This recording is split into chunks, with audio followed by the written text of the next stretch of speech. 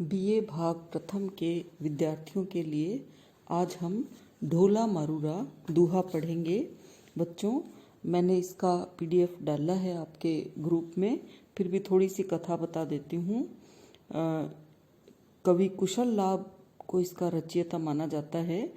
हालांकि ये बिल्कुल प्रामाणिक नहीं है कि किसने लिखा है, समय समय पर इसमें परिवर्तन हुआ, लेकिन फिर भी ये एक दोहा छंद में मार्मिक काव्य है और विरह की दशाओं का चित्रण किया गया है और राजस्थानी भाषा का है। ढोला जो थे वो नरवर राजा नल के पुत्र थे, मारवणी पुंगल के राजा पिंगल की पुत्री थी और ये एक लोकप्रिय प्रेम कहानी है, 11वीं सदी में रचित है और इसमें 3 वर्ष की उम्र में मारवणी से ढोला का विवाह होता है और फिर अकाल के समय वो यहाँ आते हैं। फिर वो जब अकाल चला जाता है तो वो राजस्थान से वापस जाते हैं। तो ढोला ने मालवणी से विवाह कर लिया और मारवणी अकेली रह जाती है। स्वप्न में प्रिय दर्शन होते हैं। ढोला को भी जब याद आती है तो वो वापस राजस्थान आते हैं। मैंने सारी कथा आपको डाल दी है, आप उस में देख करके पढ़ लेना। अभी मैं आपको ये व्याख्या कर देती हूँ। धावो धावो हे सखी, दो दावणी को लाज, साहिब माकौ चालियऊ, जईकौ राखई आज।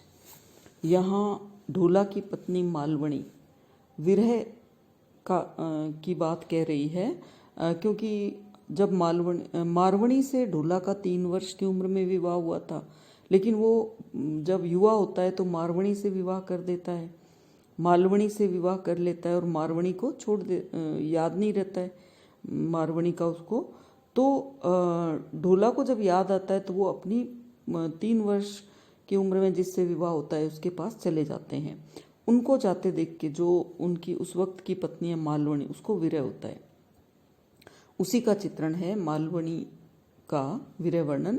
धावो धावो हे सखी, धावो यानी दौड़ो, हे सखी दौड़ो, दो दावणी को लाज, दावणी यानी घोड़े की जो लगाम है उसको पकड़ो, लाज यानी रोक लो, पकड़ लो। कि हे सखी, ढोला जा रहे हैं घोड़े पर बैठ करके, तो दौड़ो दौड़ो और उनकी लगाम, घोड़े की लगाम को पकड़ लो। साहिब माकऊ चालियऊ, जईकऊ राखई आज। ढोला साहिब जो है, माकऊ यानी हमारे प्रिय ढोला चले गए हैं।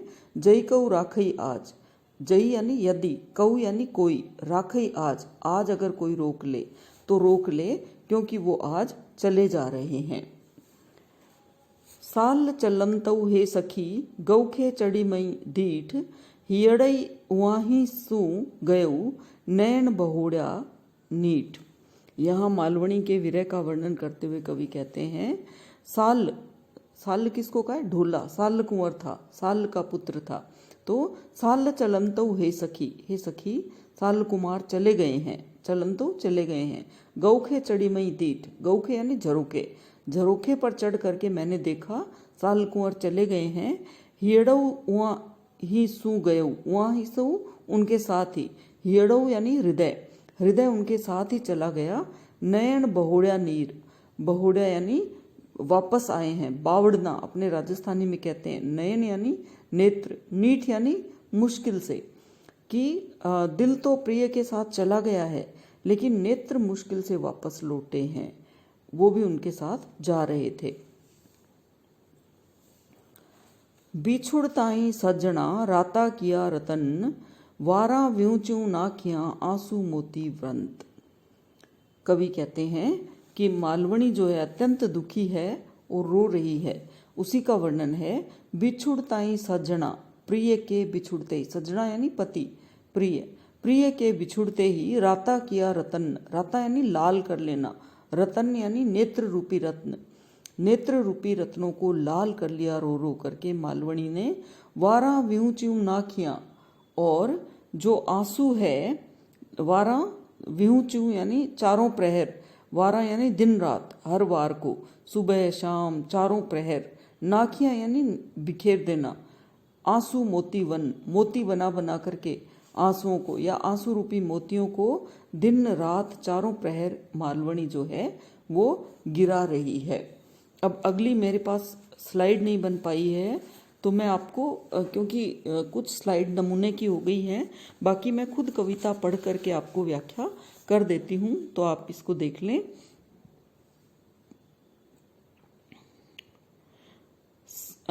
सज्जनिया वाउलाई कई, मंदिर बैठी आई, मंदिर काड़ऊ नाग ज्यूं, हेलऊ दे दे खाई। कवि कहते हैं, मालवणी कह रही है, सज्जनिया वउलाई, प्रियतम जो है उनको भेज करके, वउलाई यानी विदा करके, भेज करके, मंदिर बैठी आई, मंदिर यानी घर, बैठी यानी बैठी। मालवणी कहती है, प्रिय को विदा करके, भेज करके, जैसे वो मंदिर में घर में आकर के बैठी, मंदिर काड़ऊ नाग ज्यूं, मंदिर यानी घर, काड़ऊ नाग काले नाग के समान लग रहा था, ज्यूं यानी जैसा। घर जो है वो उस समय प्रिय विहीन होने पर काले नाग के समान लग रहा था। हेलऊ दे दे खाई, और आवाज दे दे करके, हेलऊ यानी आवाज, दे दे करके मानो खा रहा हो, घर काटने को दौड़ रहा था। हैरे जीव निलज्ज तू, निक्स्या जात न तो ही, प्रिय बिछुड़त निक्स्या नहीं रहा लजावण मोही। बिचारी विरह में व्यथित मालवणी कहती है, हैरे जीव निलज्ज तू, निलज्ज यानी निर्लज्ज, हे मेरे जीव तू कितना निर्लज्ज है। निक्स्यु यानी निकलना, निक्स्या जात न तो ही, हे जीव हे प्राण तुम कितने निर्लज्ज हो, प्रिय के जाते ही तुम निकले नहीं, निक्स्या जात न तो ही, तुम निकले ही नहीं, प्रिय बिछुड़त निक्स्या नहीं, प्रिय के बिछुड़ते समय निकले क्यों नहीं, रहऊ लजावण मोही, तुम रहे किस लिए, लज्जित करने के लिए, मोही यानी मुझे, रहऊ यानी रहे, लजावण लजाने के लिए, लज्जित करने के लिए। हे प्राणों, प्रिय के निकलते ही तुम क्यों नहीं निकले उनके साथ, और तुम रह गए क्योंकि तुम मुझे लजाना चाहते थे। वो अनेक प्रकार की विरह में जो है वो शिकायतें करती है, अपने आप से प्रलाप करती है, विरह में वो दुखी है। बिछड़ता ही सजना क्यों ही कहण न लग, तिण वेला कंठ रोकियाऊ, जानक सिंधी खद। अब मालवणी आगे कहती है, बिछड़ता ही सज्जना, प्रिय से बिछड़ने के वक्त, सज्जना यानी प्रिय, बिछड़ता बिछुड़ते वक्त, विदा लेते समय, क्यों ही कहण न लद, लद यानी प्राप्त होना, पाना, कुछ भी कह नहीं पाई। वो कहती है, बिछड़ता ही सज्जना क्यों ही कहण न लद, प्रिय के बिछड़ते समय मैं कुछ भी नहीं बोल सकी, यानी कोई शब्द नहीं मिला मुझे, लद यानी मिलना, पाना, कोई शब्द नहीं मिला। तिण वेला कंठ रोकियो, उस समय, वेला यानी समय, उस समय, तिण यानी उस, वेला यानी समय, कंठ रोकियो गला रुंध हो गया, अवरुद्ध हो गया, रुक गया। उस समय जो है जब प्रिय बिछुड़े तब गला अवरुद्ध हो गया। जानक सिंधी खद, मानो कोई सिंधिया विष खा लिया हो, सिंधी खद यानी खाना, जानक यानी जैसे कोई सिंधिया विष खा लिया हो, जहर खा लिया हो, इसलिए कंठ रुक गए हों। सुंदर सोलह सिंगार सजी, गई सरोवर पाड़, चंद मुड़क्यऊ जड़ हंस्यऊ, जड़हर कांपी पाड़। कवि कहते हैं कि मालवणी अत्यंत दुखी है और विरह के कारण अनेक प्रकार के मन बहलाने का कार्य कर रही है। सुंदर 16 श्रृंगार सजी, वो सुंदर 16 श्रृंगार करके सज गई, गई सरोवर पाड़, पाड़ यानी किनारे, सरोवर के किनारे गई।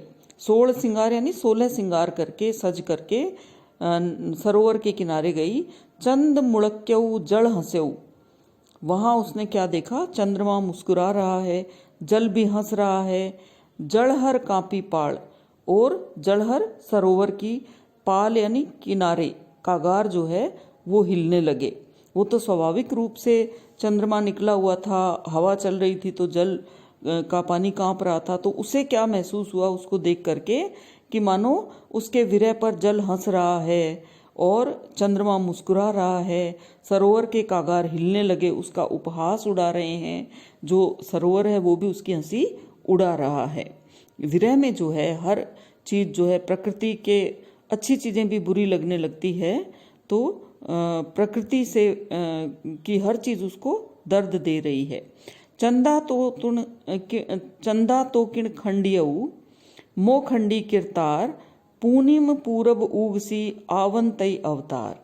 चंद्रमा से बात करती हुई कहती है, विरह में प्रकृति के सबसे करीब होता है कवि।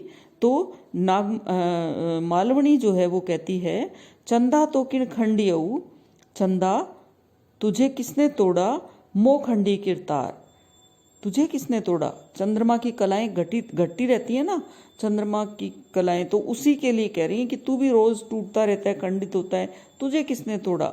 मो खंडी किरतार, किरतार यानी विधाता। मालवणी कहती है, मुझे तो विधाता ने खंडित किया है, तुझे किसने तोड़ा। पूर्णिम पूरब उगसी, तू तो पूर्णिमा को पूरा उग जाएगा। चंद्रमा पूर्णिमा को पूरा उगता है ना, पूर्ण कलाओं सहित, तो तू तो पूर्णिमा को उग जाएगा। मालवणी का क्या होगा, आवन तई अवतार। मालवणी कहती है, मैं तो अगले जन्म में ही पूर्ण होंगी, इस जन्म में कोई उम्मीद नहीं है, प्रिय छोड़कर चले गए हैं। चंपा केरी पाखड़ी गूंथू नव सरहार, जऊगढ़ पैरूं पीऊ बिन तऊ लागे अंगार।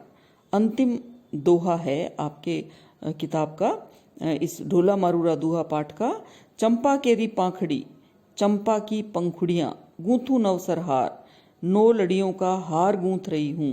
मालवणी कहती है, चंपा की पंखुड़ियों से 9 लड़ियों का हार गूंथ रही हूँ।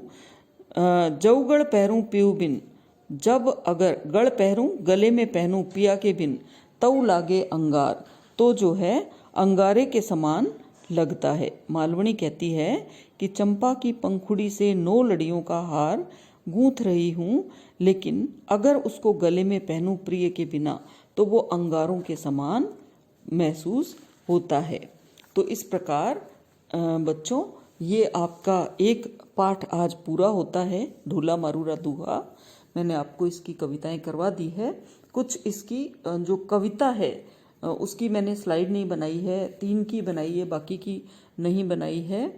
तो आप वो सरल हैं, आप मैंने बोल करके सारी बता दी है आपको, तो आप देख लेना, समझ लेना इसको। धन्यवाद मुझे सुनने के लिए। वीडियो को लाइक करें, शेयर करें, सब्सक्राइब करें और पढ़ें। अगर आप इन डिंगल भाषा के शब्दों को, राजस्थानी भाषा के शब्दों को समझने लगते हैं तो धीरे धीरे करके ये आसान हो जाते हैं। धन्यवाद।